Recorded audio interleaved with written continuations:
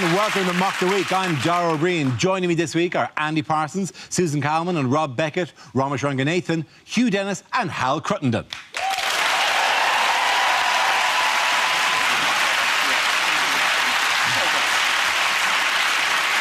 We start with a round called If This Is the Answer, What is the Question? On the board are 6 categories. Susan, which category would you like? Politics, please. No problem at all. Politics is the category. The answer is 2. What is the question? How many celebrities from the 1970s is it still OK for me to like? A very provisional number, that. Investigation is still ongoing. Yes. Is it what was the population in God's first census?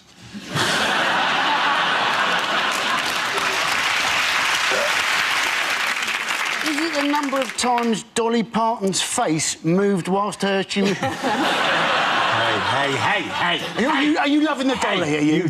You can attack anything on this show, but you do not attack Dolly Parton. You're coming to my house and attack Dolly Parton between the hours of 9 and 5. Is it what most Glastonbury goers dread doing the most?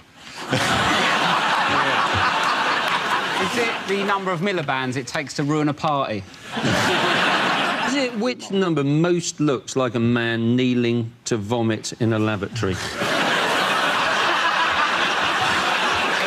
Is it the number of tracks on a CD of the Cheeky Girls Best Of compilation? Is it the number of footballers you can bite before you get really told off?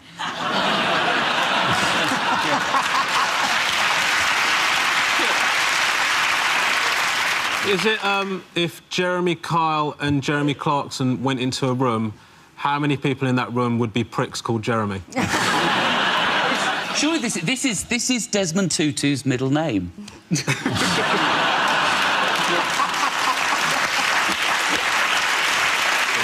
Ed, move to the correct answer if you can, please. Is it what's the highest number Ranulph Fiennes can count to?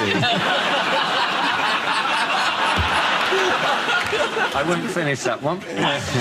Is it the votes against Juncker? Juncker works for me. You're absolutely right. Yeah. It is essentially votes against Juncker. Very well. Yes, the question I was looking for was how many European leaders voted against Jean-Claude Juncker for President of the European Commission? This is the news that at a summit in Brussels, David Cameron was only able to persuade one other European leader, the Hungarian Prime Minister Viktor Orban, to join him in voting against Juncker, with 26 voting for it. 26-2 defeat for Cameron. 2016, nobody was impressed with that. The only person who was impressed with that was Roy Hodgson, who thought getting 2 was a great result against a tough European team. We can't even get people to vote for us in Eurovision. How are we going to in actual politics? What has been the reaction to Cameron among the European press?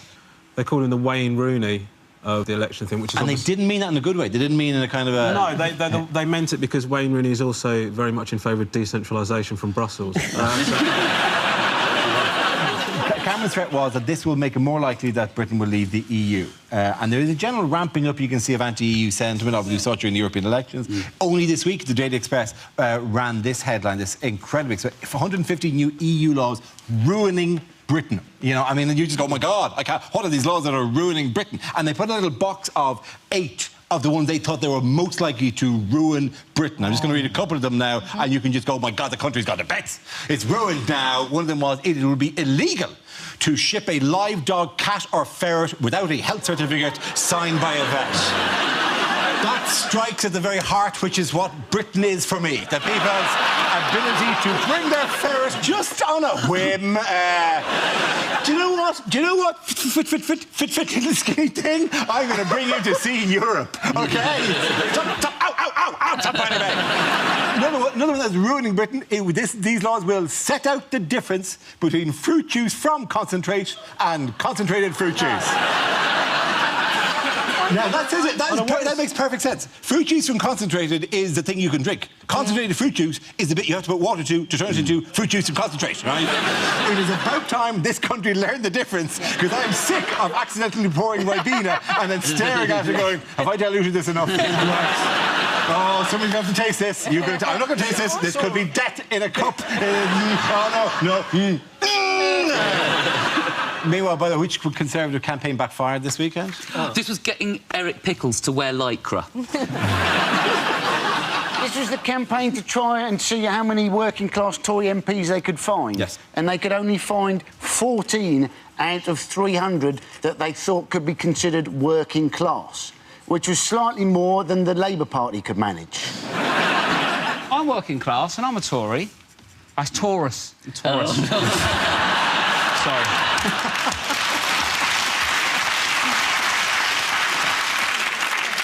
The problem is that for most Tories, I think hardship is going to Durham University. That's like the worst thing that That's the thing, isn't it? Because it doesn't matter, you know, if they're working class background or not, if what the policies are. I don't care if somebody goes, we don't give a shit about the NHS. You know, I don't think, oh, well, you're working class, so... You mean Dick that Van was so Dyke much sang- better. Yeah, exactly. Sang a cheery song about We're privatising. shutting you all down. Shim, Do you know what I mean? Like, Let's not get involved in doing each other's accents, Ramesh. Yeah. Because that's going to look like a lot worse for me. But that's the thing, you know, it'd be like, you know, constantly rebrand the Tories as, like, a working-class party. It would be like me doing that, just coming on and playing the immigrant vote, going, oh, hello, Dad, so glad you're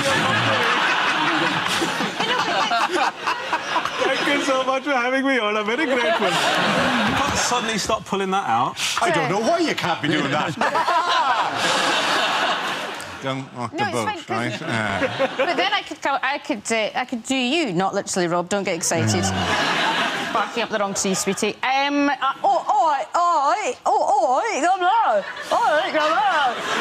London. Among your many gifts, an ear for accent.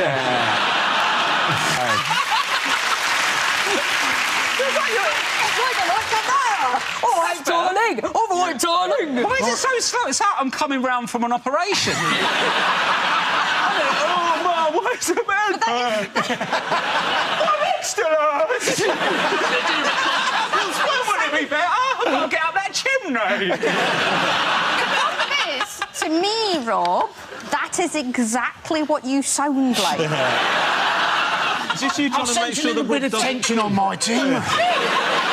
To be honest, I hesitate to call it a team. And, Can we please get back to the Tories? I think rather than Well, there was this Tory MP, David Amess, who has apparently been doing all of the research into Tory working class MPs. He said he was working class because he didn't have a telephone when he was growing up. He had to lean out the window and shout very loudly. And I still have to do that in my home. That's just due to the level of reception that I get from O2. I didn't know, like, I bang on about being working class, but I didn't know Radio 4 existed until I was asked to be on it. I thought...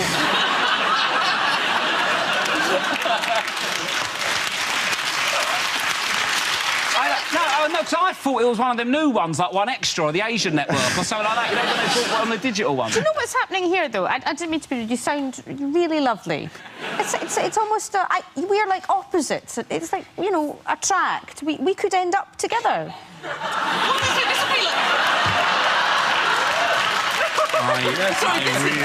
This could be like Katie Price and Peter Andre on the jungle thing. Maybe a spin-off on BBC Three of how this relationship is going. In other news, under proposed health guidelines, what could we see banished from our diets? Sugar. Sugar. Yes. Sugar's very, very bad for you.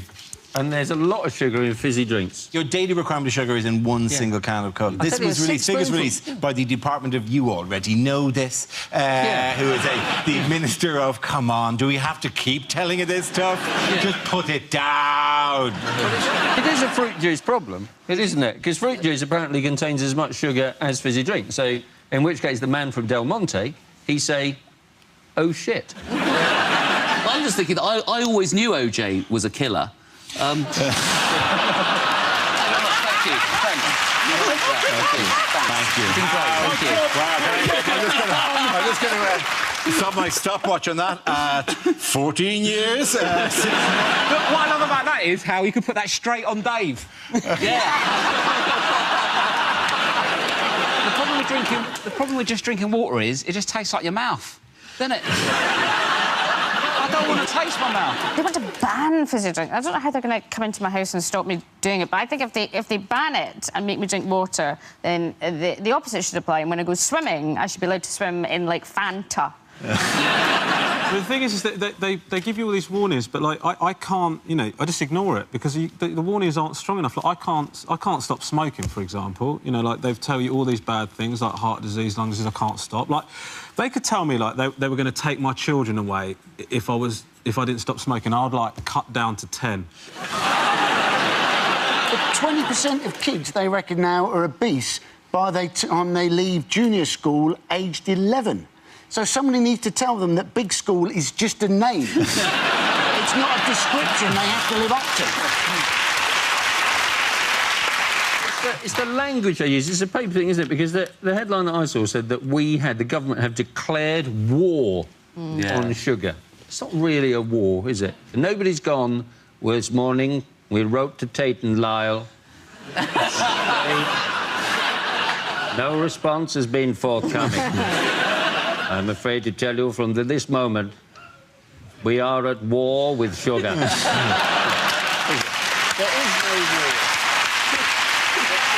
war. We're always using this term, war on drugs. We've had, war on sugar, war on drugs. And actually, you look at those two things, that's two opposite things. Sugar makes kids fat, drugs make kids thin.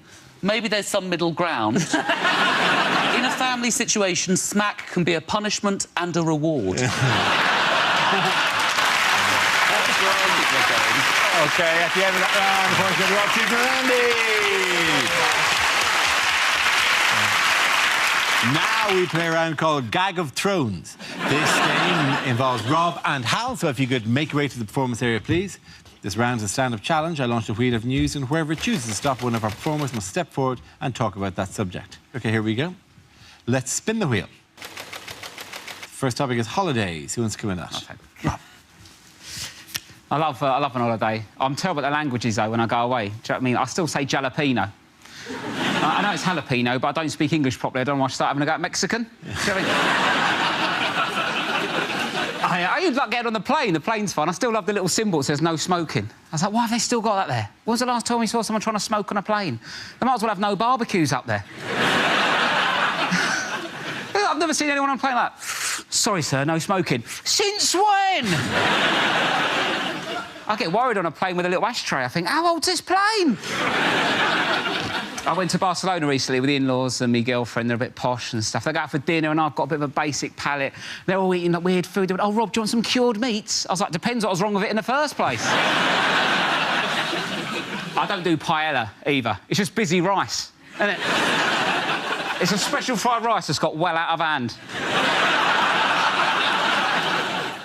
The thing is, well, in Barcelona, what's weird is they try and sell you drugs late at night. Well, it's really wild, because I was walking along and I was a bit hungry, so I hadn't eaten any dinner, and this bloke came up, he was like, Coke, weed, pills? I was like, no, thanks, mate. I'm after a bit of KFC. Right? He goes, KFC? I've got a bit of that. I was like, no, you haven't, mate. Not unless you've got a deep fat fry in your bum bag. As I go to walk off, he whips out a little plastic bag of powdery stuff like, here it is, KFC. I'm like, yeah, of course it is, mate. And I walk off. 10 minutes later, I think to myself, what if that was a secret blend of 11 herbs and spices? Thank you very much, Rob. OK, that'll leave us with Hal. Let's see what you've been left with. Let's spin the wheel again. And the subject is marriage. Wait. Right.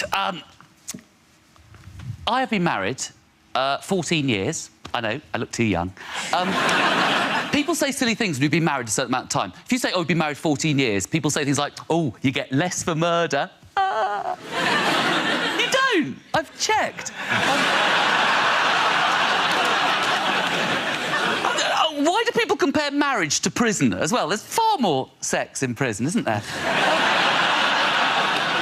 I am joking, obviously. My wife is absolutely my best friend. My best friend in the world, she is. Oh, obviously, I'm not her best friend. No, Lisa's her best friend.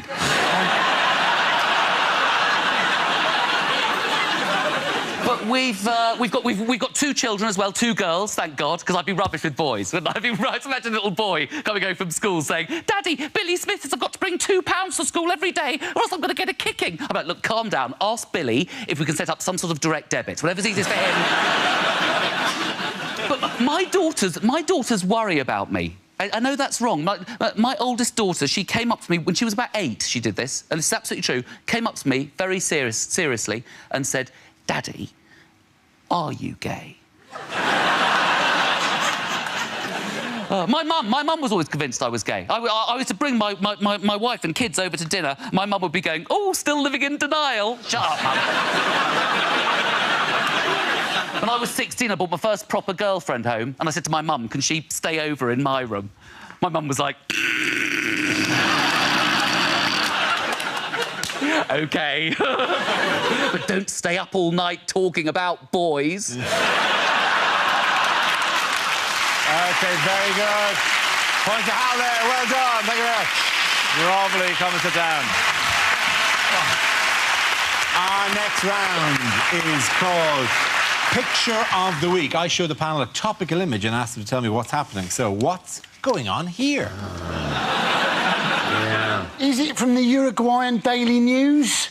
Shoulder-wielding thug hurts our hero's precious tooth enamel. Is it three men trying to make up the French flag and having a massive argument about it? Is it the goalkeeper, the bloke in red, going, "I have an itch, just there. There, just on the back of my knee, there. Just there, let's go." Is it Suarez imagines a half-time orange? Is it England's opponent plays sitting down to give England a chance?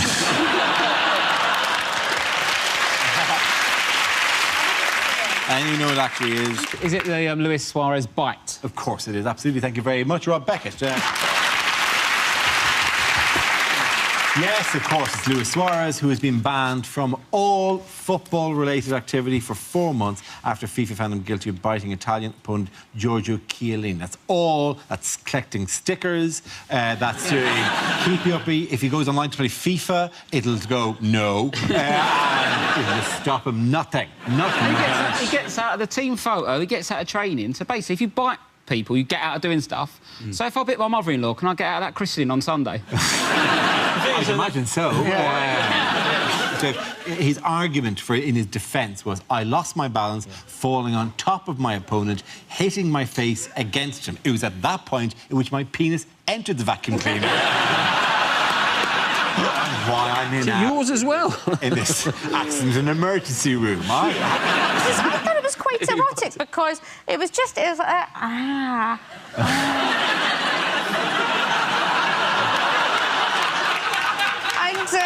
I mean, for me, when I've bitten people in the past... Yes. I would bite my initials into the back of the person that I was... What's wrong with that? It just sort of... Just What are you, Zorro? No, but you would just... As they were sleeping, You'd just mark gently... them. Gently know your initials into them. How heavily sedated were these partners of yours? I'm just a little cockney, getting bit on the back. All I'm saying is that actually, not since Top Gun have I seen such a homoerotic scene. It was as quite... Suarez no, I'll give you that.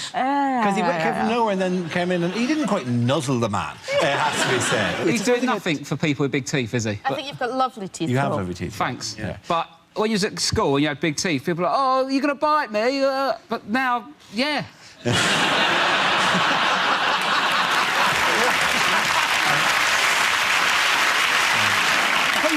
Loads of people actually gathered outside his house, didn't they? Loads of fans gathered outside his house. Because apparently it's very easy to spot his house, because there's a sign on the gate which says, "The dog is the least of your worries."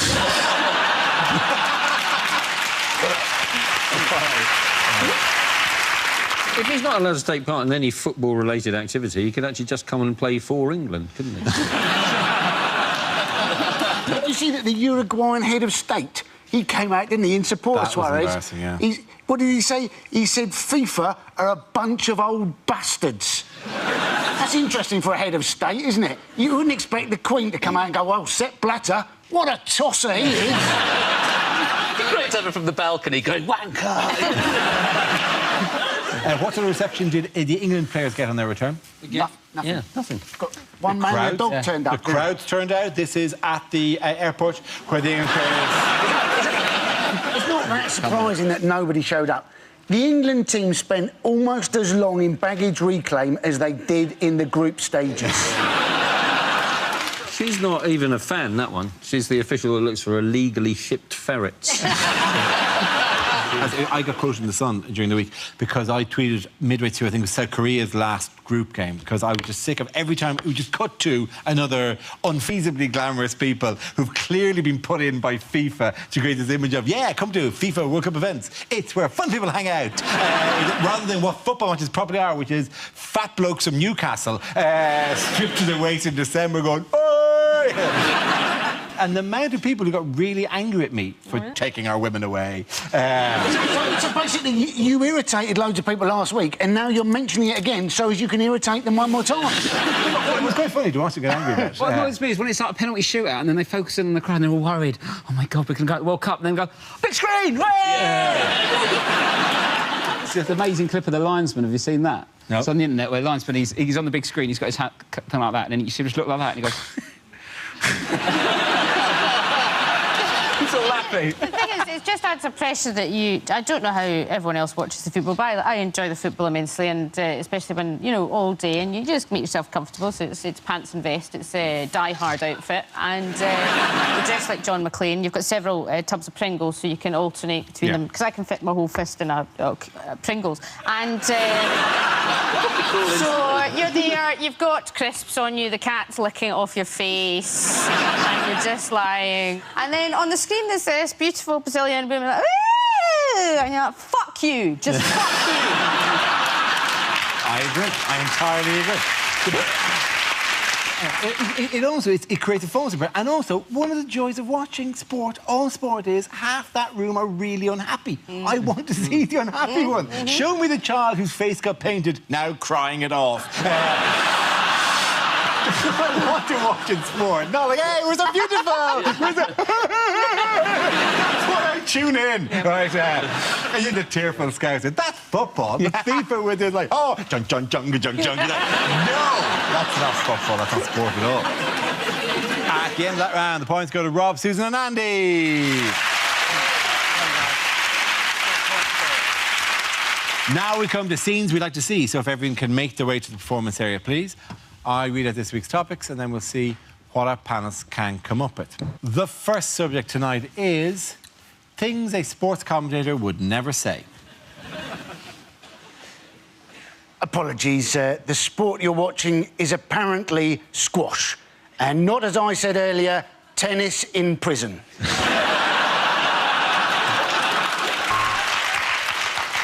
Oh, I am sorry, you don't need a lip reader to see what he said after that challenge.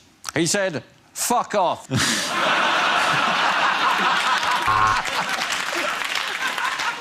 180! This man is rubbish at golf. Meow! Meow! Meow! He's clearly hurt his knee. Italy have had 3 shots in the second half, tetanus, rabies and hepatitis. And here come the Cockless 4, so the women's tennis doubles can begin.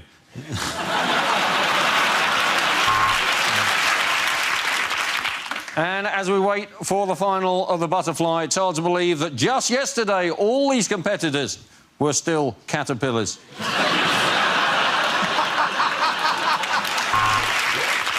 And there's a new event here at the Commonwealth Games in Glasgow. Yes, get ready for shouting at your own reflection in a shop window.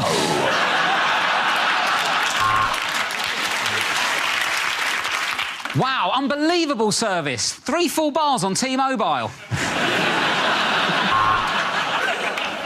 And there's been a nasty clash in the Nigeria-Brazil game. Lime green with yellow.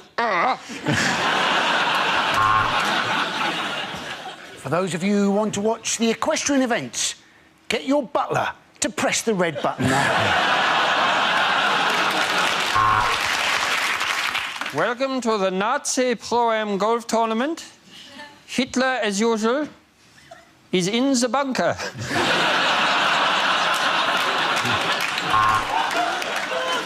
Wayne Rooney has managed the full 90. Previously, his eldest was 76.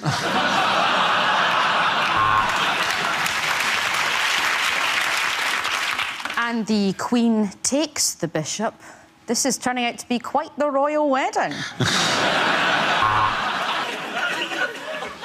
And Suarez is being substituted. He's not injured, he's just full.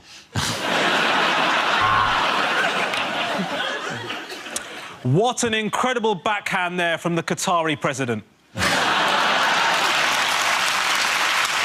right, the next topic is unlikely lines from a thriller. We meet at last, Mr. Bond. I'm from the Child Support Agency.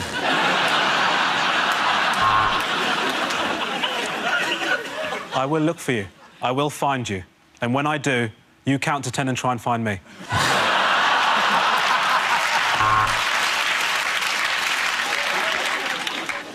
The story about the man that was killed getting a blowjob. Die Hard.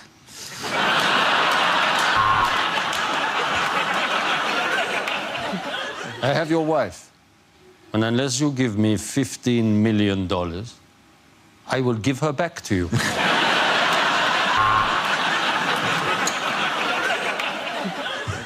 Someone in here is the killer. Is it John? Is it Sally? Or is it that massive bear?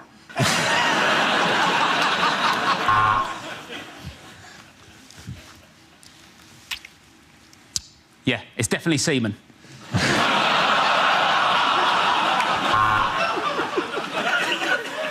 OK, let me talk to the Navy SEALs. Oink, oink.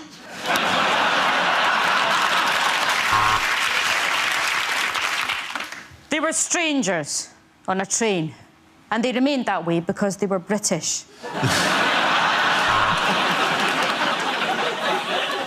The cause of death is unknown, but his last words were, "Parachutes are for pussy!"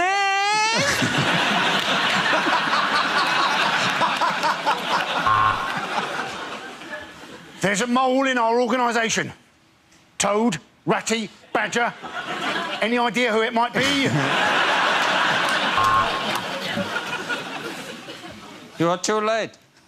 Too late. Look at the timer. In 15 seconds, my ready meal will be ready.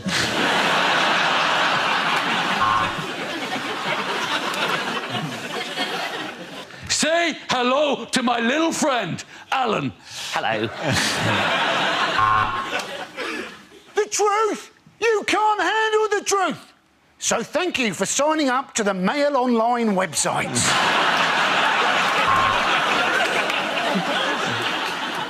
And that was the horrible moment that the comedian realised it wasn't a good thing to look like an Asian Rolf Harris. OK, at the end of that round, the points go to Rob, Susan and Andy!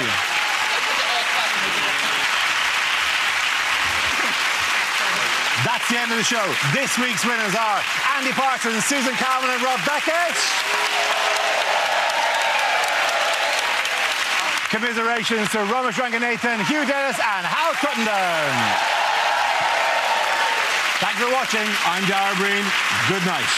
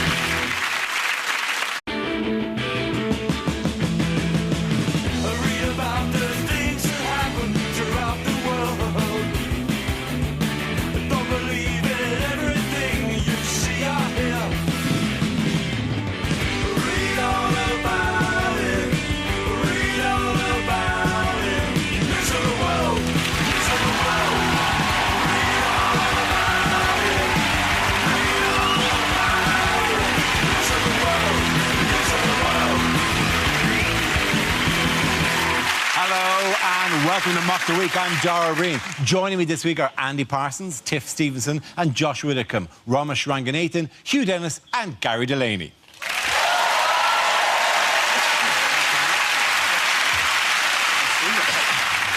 We start with a round call. If this is the answer, what is the question? On the board are 6 categories. Tiff, which category would you like? I'll go for home news. OK, your category is home news. The answer is 339 miles. What is the question? Is it how far the Proclaimers got before they went, nah, she's not worth it? If Scotland votes yes to independence, how high should they build the new Hadrian's Wall?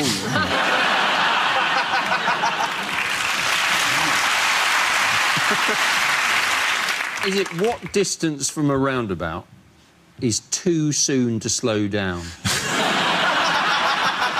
Is it what distance is the nearest that the HS2 route goes to David Cameron's house?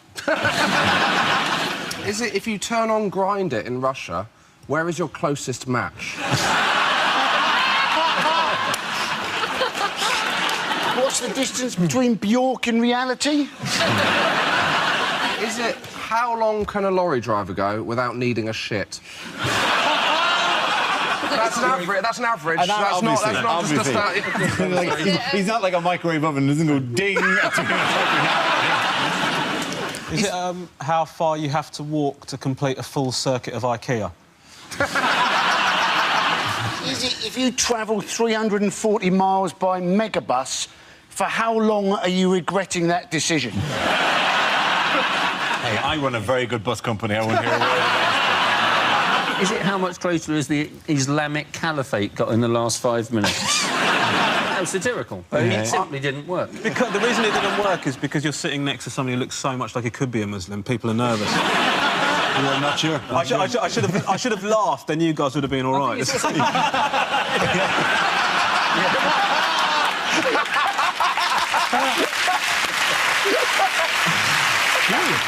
the answer how far did the Tour de France go through Britain this week? Absolutely right. Thank you very much, Josh. Really good. Very well.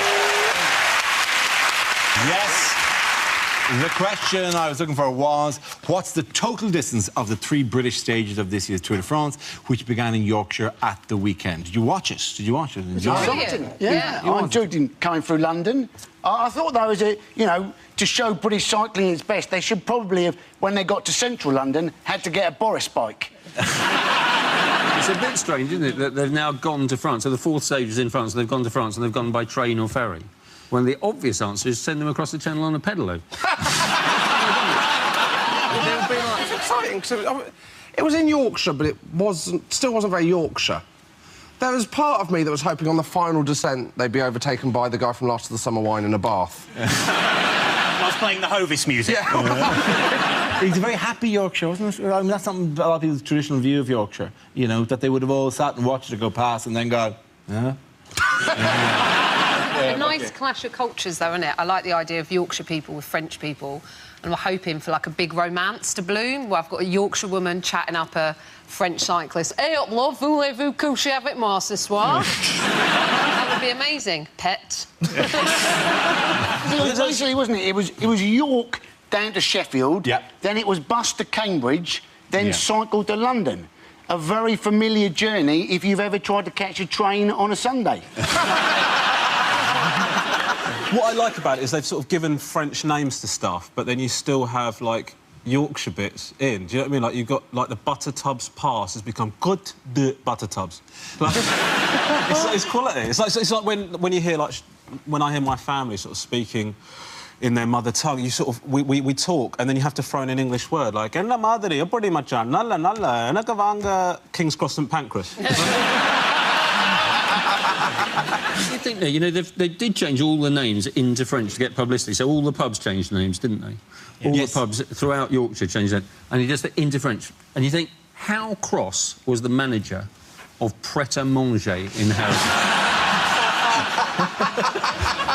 Did you see one of the pubs that changed its name was called the Yew Tree? Now, I think they should consider a name change anyway in that pub. I mean, it's been a huge topic, but I wouldn't have teamed a pub around it.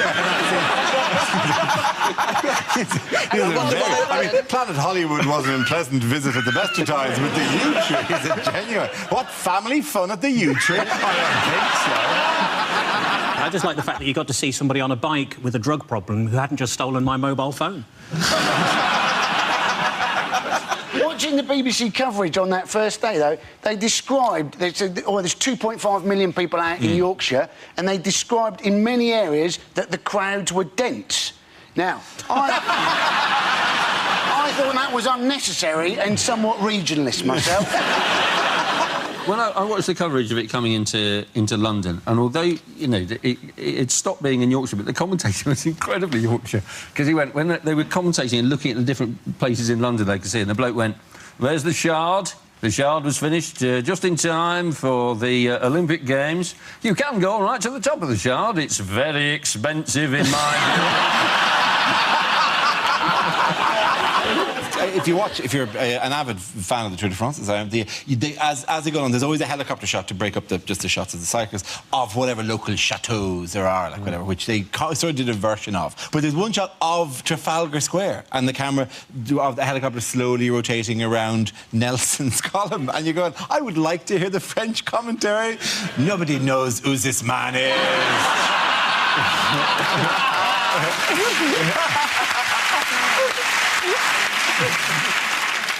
Yes, what, by the way, endangered the safety of riders during the stages? This was people taking selfies, and they basically, obviously, they sort of would have their back to the peloton, and so they couldn't actually see them coming.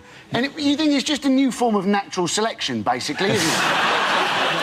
Well, wasn't there a lad who got a selfie with the Queen? Yes, and the Queen visited Belfast a couple of weeks ago, and yeah, and it was relatively... He did it really smoothly. I mean, you'd hardly spot it happening. Here's a picture of it here. That's amazing. The picture you want is what that guy behind him is about to do now. Belfast isn't the place to suddenly jump out at a member of the Royals, though, is it? That's a very brave move. In other news... what medical problem has David Cameron warned the world about this week? Posh twat syndrome.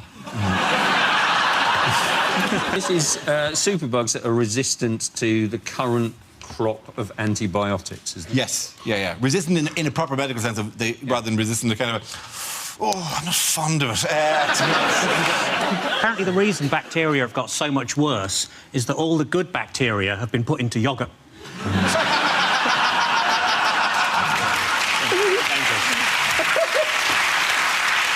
So he said it's going to send medicine back to the Dark Ages. Yes, yeah. I'm not going to go to the doctor. If I turn up with athlete's foot and end up getting burnt as a witch, I'm not getting involved. I mean, it'd be your only choice. I mean, the guy who farms leeches is going, well.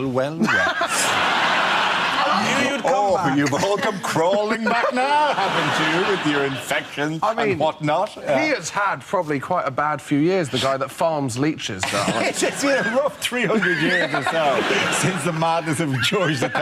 That, you know, but since, you know, he's still waiting with his... just stroking the leeches. Oh, yes. They shall come back to us. No, I do not let the leech sit on my arm. The leech is stuck to my arm. I cannot get the leech off my arm. The thing that worries me about going back to the Dark Ages is, if you go back to the Middle Ages with medicine, the thing that really worries me is keyhole surgery.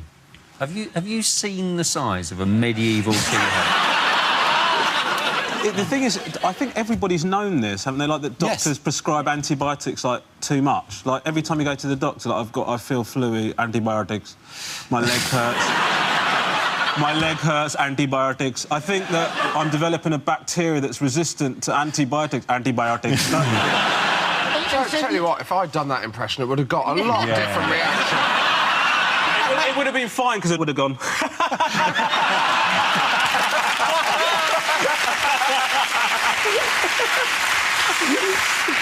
You have the power of life or death, whether you do that. And I could end any of you. I remember that. There was... You're right, though, in... I'm not now sucking up to you.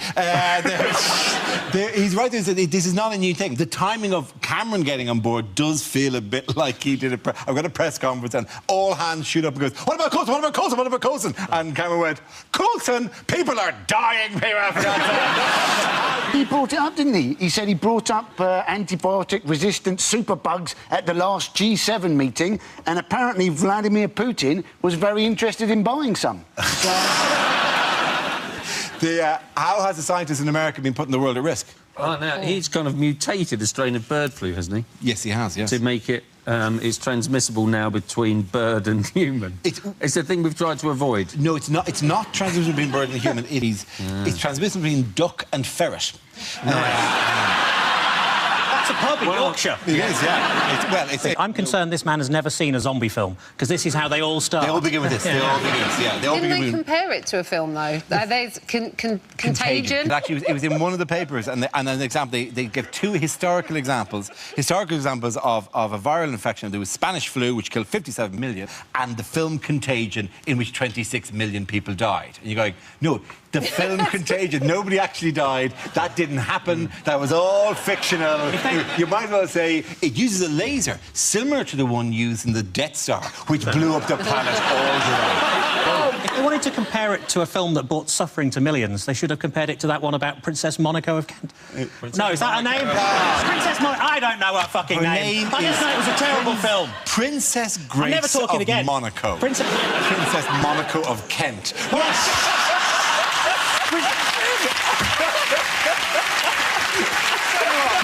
Your wife works in medicine, doesn't she? She's a doctor. Yeah. Do you reckon this is true? Do you reckon you can tell what someone's going to be like in bed depending on which area of medicine they work in, right? Because you've got, like, the paramedics. This could end badly. You've got the paramedics, they like a quick in and out, and then you've got the GPs, they cover a lot of the body, but they don't know what they're doing. And then you've got the surgeons who like to go and have a rummage around and then leave something behind that shouldn't be there. Often, if you sleep with a GP and you go, well, is there any chance we could do something special? I said, no, I will have to refer you to a consultant for that. At the end of that round, the points go to Romish, you and Gary! Now we play a round called Tour de France. This game involves Tiff and Gary, so if you could make your way to the performance area, please. This round is a stand-up challenge. I launch the wheel of news, and whoever it chooses to stop, one of our performers must step forward and talk about that subject. OK, here we go. Let's spin the wheel. The first subject is dating. OK, I'll take that. OK, Tiff. I'm pretty glad I'm not single anymore, because I'm 36, so I'm at that age where I've had to start saying to guys, seriously, do you mind not talking to my face? They're right here. Actually, more like here now. I'm not saying guys don't approach me anymore in bars, they do, but it is to get around me. I had a guy come up to me recently in a nightclub and he went, excuse me, and I went, yes. And he went, no, just excuse me. So I don't really understand, though, the whole objectification of women, like, until I missed it, right? But I always, you know, I don't think I've missed sexism, but that's what getting older does. Because I was always confused by hearing guys talk about women in bars, you know, and objectifying them, going, are you a boobs guy or are you a bum guy? Are you a boobs guy or are you a bum guy? And as a woman, that's really offensive, right? Because women, we don't sit around going, are you a balls girl? Are you a penis girl? Are you a balls girl or are you a penis girl? And I'll tell you why that is. That is because no woman in the history of the world has ever said, do you know what? I'm just a balls girl, me.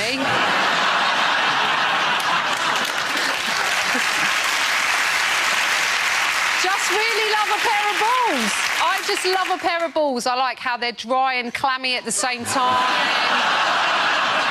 Wrinkly but weirdly smooth. Red and brown. I like moving them around in my hand like they're Chinese meditation balls.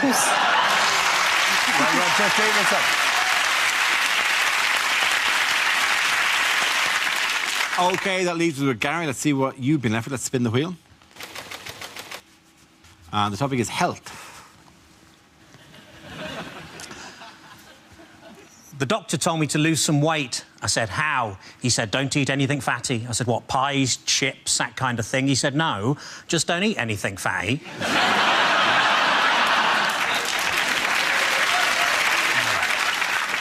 I was thrown out of Weight Watchers for making sarcastic comments during the weekly weigh-in. As you can imagine, I accepted the decision with huge grace, because they threw her out as well.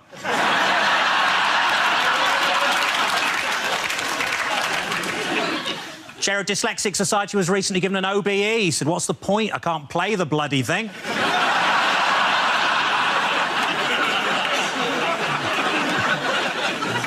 I live next door to a family of anorexic agoraphobics. Yeah, but they've got a few skeletons in the closet. A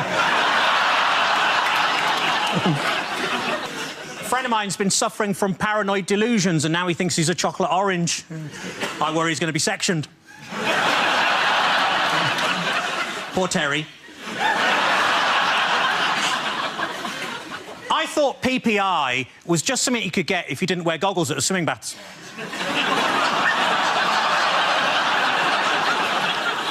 I bought an alcoholic ginger beer. He wasn't pleased.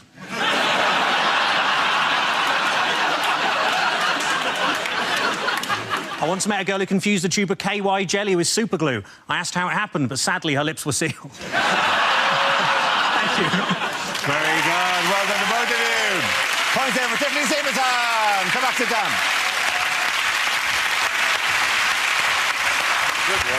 Our next round is called Picture of the Week. I show the panel a topical image and ask them to tell me what's happening. So, what's going on here? Is this when they got the news Cliff Richard had been caught in traffic? Are they, in fact, watching Prince Philip trying to talk to the Williams sisters? Is it news in from the palace, the Queen is dead? What, to get their news from... Oh, God, I hadn't heard that story appear during the week. You think it would have got more coverage than a passing reference on Mock the Week. Have they just seen themselves on the giant screen?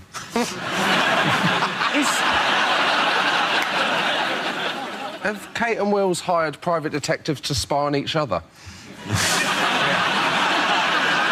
Have they just found out that the royal premiere of Mrs Brown's Boys has been cancelled? I think I know what it is. They have just witnessed Princess Monaco of Kent. Finally she's returned. It's a new thing where they do, like, public executions of illegal immigrants. Do you laugh? Do you laugh, Ron? Oh, sorry. I found that good. That was OK. And you know what it actually is? I think they're at Wimbledon, aren't they? Yes, they are at Wimbledon. Thank you very, very much. Hugh, of course, at Wimbledon. Yes, of course. This is a picture of Prince William and Kate Middleton cheering on Roger Federer before he was defeated by Novak Djokovic in the men's Wimbledon final. Seven-time champion Federer lost in 5 sets to Djokovic in a gripping match that lasted nearly 4 hours. He won, he ate the grass, or, as some people were saying, he lost his balance and hit the court with his teeth. That was... He said the grass was the best meal he'd ever had, which... I mean, I've not tried Serbian food, but it must be. Also, if he ever wins on clay, it's going to be an absolute horror show, isn't it? Is that what they mean when they say a tennis player's seeded? He looks like he's getting ready to get seeded right now.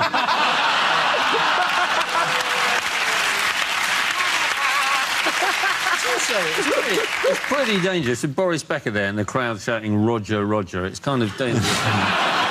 He's going to take that as an instruction and start looking for a waitress, isn't it? He's scary looking now, isn't he, Becker? He looks like he's having a permanent allergic reaction to a bee sting. He's sort of like a boiled ham in a wig. He's... It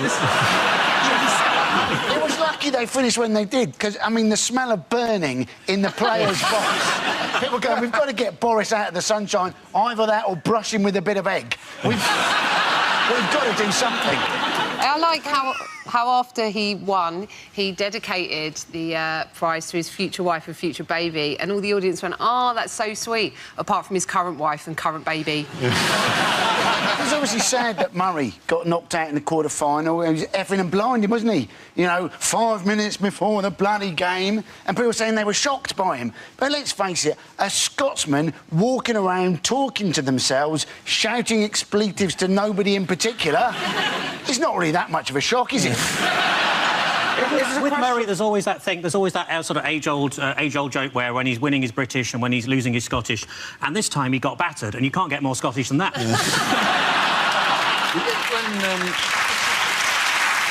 That'll be, Sorry if you're watching. that'll be, Andy Murray, big fan of the show. OK.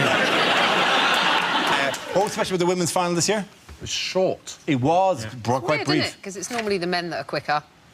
Hello! That just happened. There was Eugenie Bouchard. Eugenie Bouchard. Yeah, she made it into the final, and she's named after the royal family, her and her twin sister Beatrice, Yes, which is why now she spends her entire life flying around the world earning large amounts of money for just doing a few hours' work each week. It has to be actual members of the royal family, though, which is why she doesn't have a brother called Harry. Yeah. Or an auntie called Monaco of Kent. Is this episode going to end up with all of us hung for treason? Or me carried through the streets of Dublin.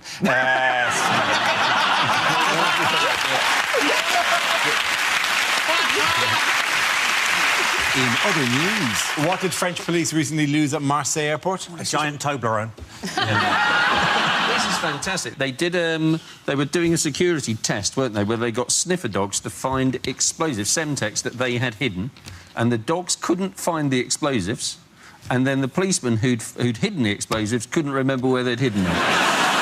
If a sniffer dog can't sniff out the bomb, then that's just a dog.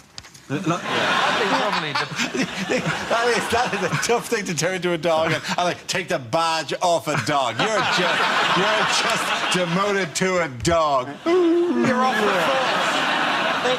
This explosive they lost, I gather it was called C4. C4, yeah. Which presumably means they got another chance to find it again an hour later on C4+1.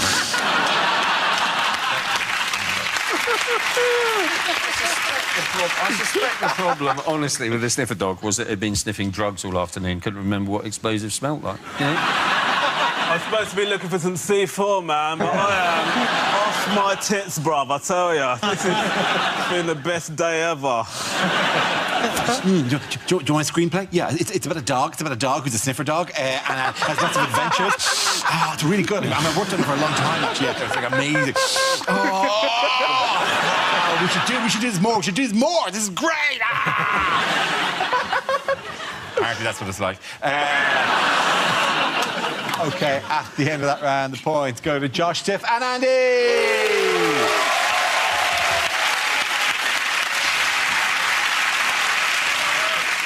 Now we come to scenes we'd like to see, so if everyone can make their way to the performance area, please. I'll read out this week's topics and then we'll see what our panelists can come up with. OK, here we go. The first subject is unlikely things to hear at the dentist. I think you may have to wear braces. It's just that you're very fat and your trousers keep falling down.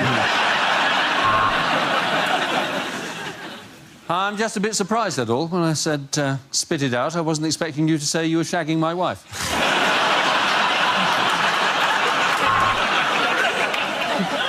Hello, is that Mr. Chang? We need to change your appointment.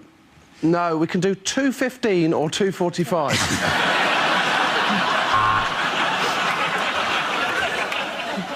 Welcome to Dick Van Dyke, the dentist. I'm afraid it's worse than bad breath. You've got supercalifragilisticextreme-halitosis.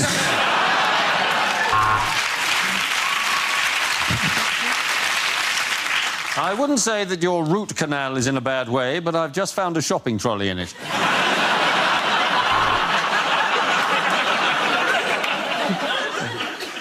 Do you want a lollipop for being such a brave boy? Of course you do. That's why your teeth look like cheesy Wotsits, you little prick. And now, if you inhale the gas and try and guess what I had for breakfast.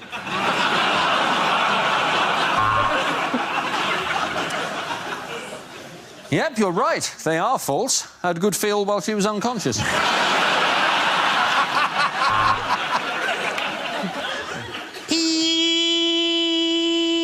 No, don't worry. That's not the sound of the drill. It's just that my receptionist's a Scouser.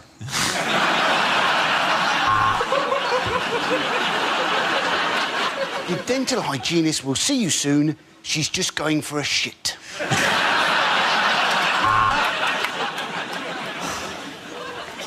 Upper right 6, lower left 7. Sorry, I'll be with you as soon as I finish this game of battleships. Can I think of a celebrity whose veneers I'd like to copy? Probably Princess Monaco of Kent.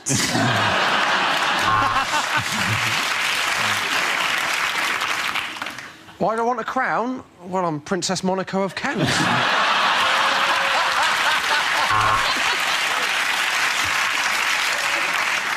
This is most unusual, madam. You don't seem to have any teeth at all. What's that? You here for a smear test? That's next door. OK, the next topic is...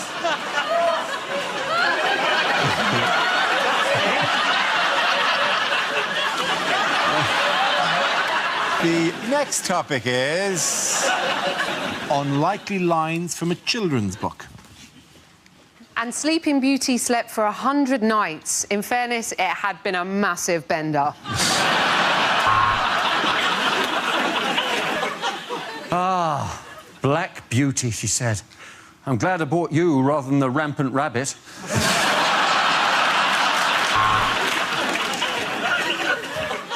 The dragon looked at him scarily. Little Hobbit stepped up to him and said, "Hello, I'm Josh Widdicombe."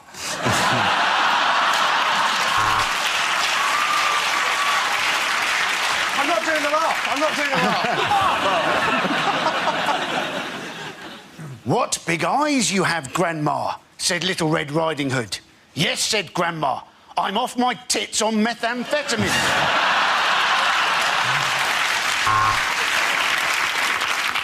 You do not like green eggs and ham?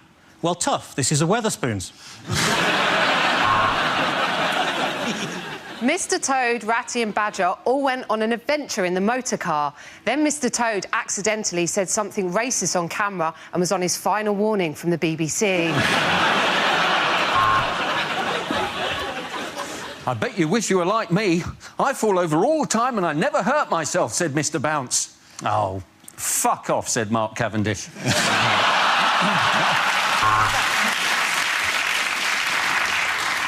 And behind the jumpers and the coats at the back of the wardrobe, there he was, Julian Assange.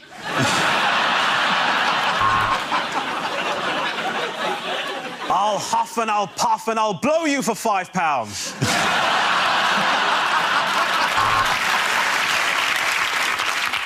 Well, what should we call our baby, said Mr. Dizzy. Ooh, let's think, said Miss Rascal.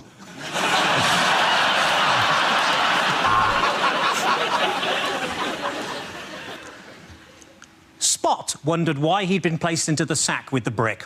But either way, this was going to be the best trip to the canal ever. The Fat Controller went on a business strategy course. And from then on, he wanted to be known as the horizontally gifted Chief Operations Manager.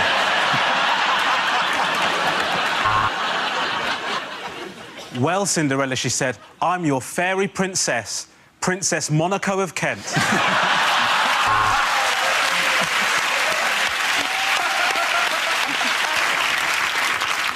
Charlie couldn't believe he was being allowed into the chocolate factory. His girlfriend had been dead against it for years.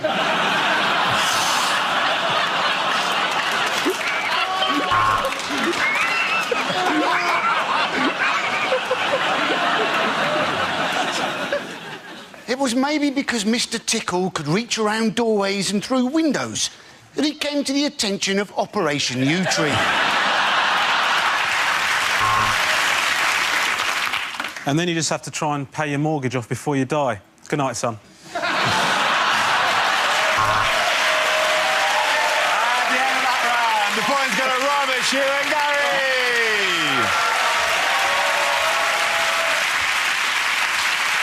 And that's the end of the show. This week's winners are Andy Parsons, Tiff Stevenson and Josh Widdicombe. Commiserations to Ramesh Ranganathan, Hugh Dennis and Gary Delaney. Thank you for watching. I'm Dara Breen. Good night.